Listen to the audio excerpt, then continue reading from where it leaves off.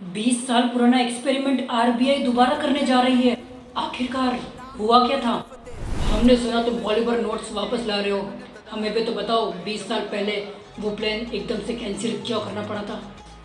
पूरे देश के लोगों को लगता है कि आरबीआई प्लास्टिक के नोट्स लाने वाला है, लेकिन उन्हें ये नहीं पता कि यह आइडिया तो 20 साल पुराने के एक्सपेरिमेंट का हिस्सा है।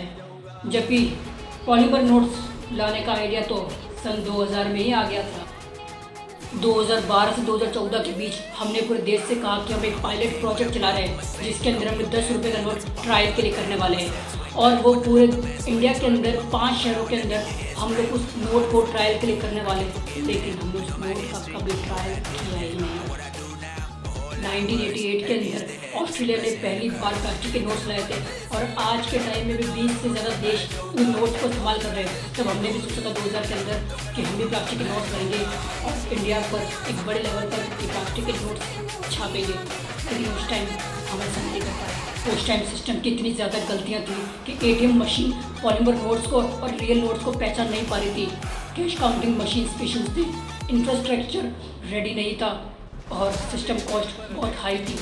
इस कारण हम लोग वहाँ पीछे रह गए थे। लेकिन इतने सालों के बाद अचानक से वापस क्यों? जबकि डिजिटल पेमेंट के बाद कैश की डिमांड वापस बढ़ रही है। क्योंकि ऐसा इसीलिए हो रहा है, प्रिंटिंग कॉस्ट आज के टाइम में बहुत ज़्यादा बढ़ रही है। हर साल हज़ारों करोड़ रुपए खर्च होते हैं, बार बार रिप्लेस करना पड़ रहा है। इसलिए प्लास्टिक नोट लॉन्ग टाइम और कम कॉस्ट लॉन्ग टर्म। बस मुझे ये समझ नहीं आ रहा है कि ये कहानी सिर्फ प्लास्टिक नोट बदलने की नहीं है। ये कहानी इस चीज़ पर डिपेंड करती है कि आज भी हमारा सिस्टम सिर्फ कैश पर डिपेंड क्यों है, जबकि यूपीआई इतना तेज़ी से बढ़ रहा है। तब भी हमारे देश के अंदर कैश इतना ज़रूरी आज भी क्यों हो रहा है?